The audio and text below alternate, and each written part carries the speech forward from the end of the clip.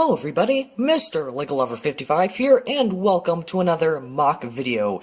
Today I'll be showing you my updated Nexo Knights Mini Fortrex that can store Nexo powers. So I guess I'll just get right into it. So, this thing has changed quite a bit since the last version.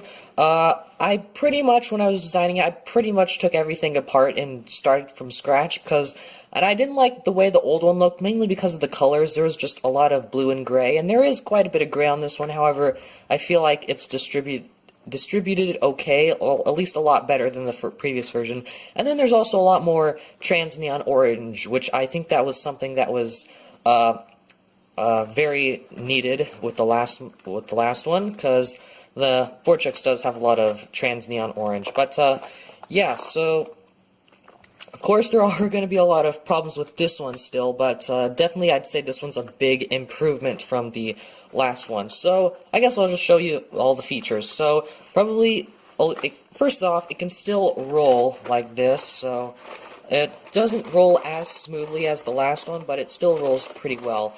And in terms of accuracy, I do think this one's a lot more accurate to how the actual model looks. So, yeah, so it's got these treads here.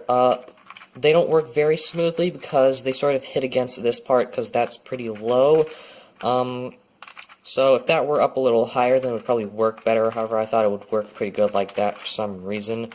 But, yeah, they do get stuck a bit there sometimes, but they still are able to go around fully.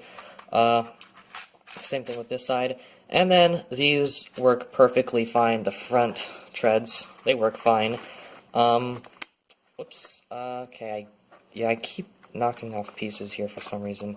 But I'll deal with that later. So, another feature is the drawbridge. Now, you can open it up like that, and then there's this gear here, so you can close it up like that. So, before, you would have to close it up manually and open it up manually, but now you can just turn a gear to close it up, and it won't work for closing it manually because it's stuck right there because of friction and all.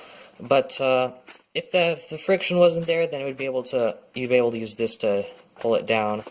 But for now, it's just like that, and I think it works pretty well. I would have made these trans neon orange, but I don't have any in this color. Well, I have one of these in this color. It's being used on Skull Slicer, and I don't really want to take him apart.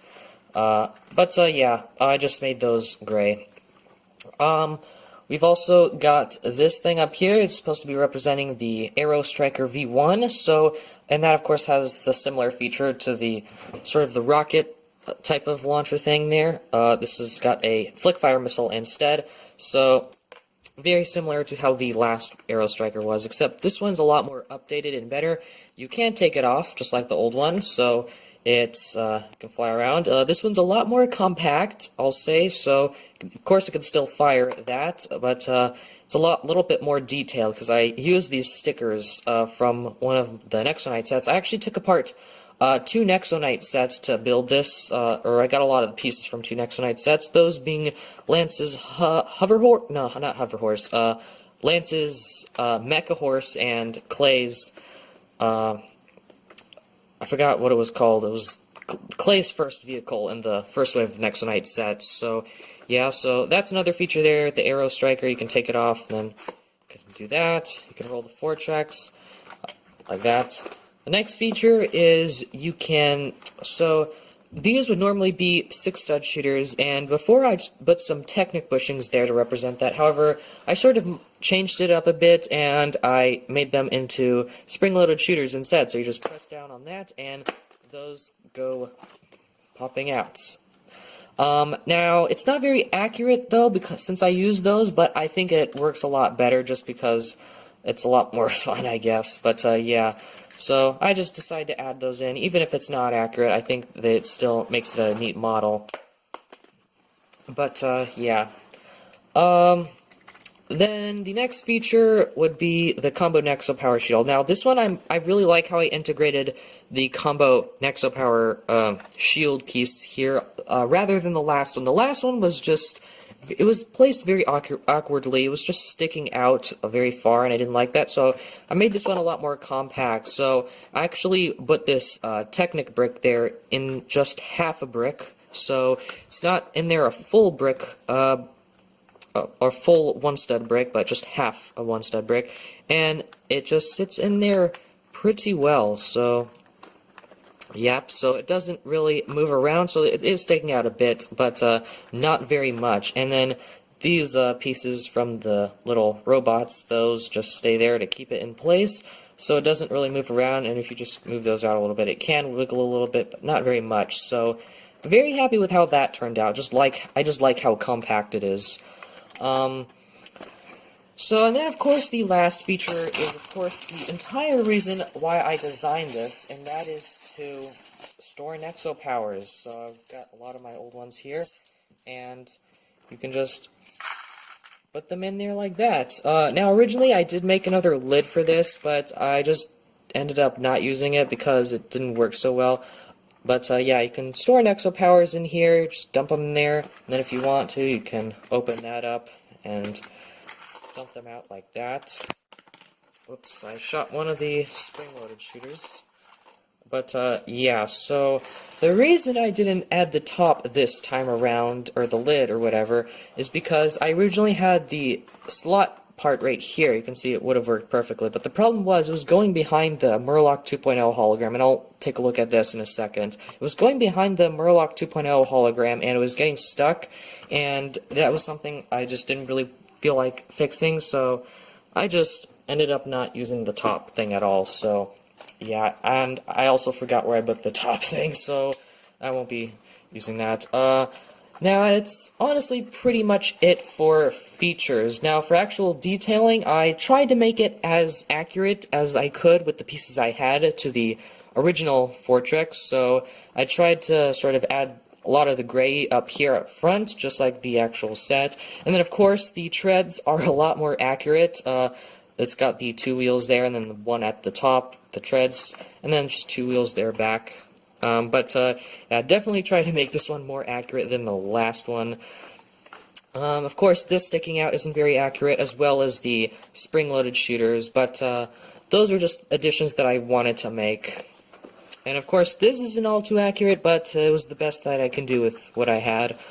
Yeah, I added, like I said, I added a lot of trans neon orange, and I think that was a big step up, and that's what really makes this model different from my from the last version. So yeah, and another thing I also really do like about this is the way I shaped the towers this time. Last time they were just a couple of 2x2 bricks. This time they're actually, well, they're not exactly round, but they have the idea of being round, sort of, using those 4x4 round plates. So yeah, I think that gives it a good look to that. At least it gets the job done, gets the look across. You have the 2 little holograms up there, and then I used these shield pieces once again from those sets that I mentioned. So yep, you got those there, and then that one right there. And of course, you can replace this one with like a Nexo power or something if you want. So like you can replace that one. I would keep these ones there because that sort of keeps it accurate to the actual model. But yeah, so you can change that out if you want to, but I like to keep it like this. Actually, one more feature I did forget to mention is the fact that this thing can stay up like that, or it can go down. So, and that's sort of how it looks there. It can, well, not sort of, but yeah, it can just flop down like that, and if when you need to use it, you can just flip it back up like so. So, sort of similar to how the actual set works. Now I suppose I'll show you what the inside or the interior looks like. So this it's going to be a bit hard to see, but you can see I definitely added a lot more detail than the last time. You can see it's a bit hard to, but these things are supposed to be chairs around the table that Murloc 2.0 is on. You can see that hologram in there, that 1x2 trans orange tile. Those bracket pieces with the 1x1 plates or tiles there, those are supposed to be representing chairs. I think that gets the look across very well. Trans neon piece there is just for floor detailing, and I tried to just mainly cover the floor with plates as best as I could, and then I sort of just gave up here in the back, I guess, behind the table there. Then I tried to, tried to add sort of a slope that leads up to the drawbridge area. It works okay. Of course, it's not going to be perfect because, you know, these are Technic pieces. I don't think you can do something like that. But I honestly think that's really it. I also added these things here just to add them there. I didn't really know what else to put there, and I kind of just had those pieces, these connecting pieces right there, so I thought I might as well put something there, and so I put that.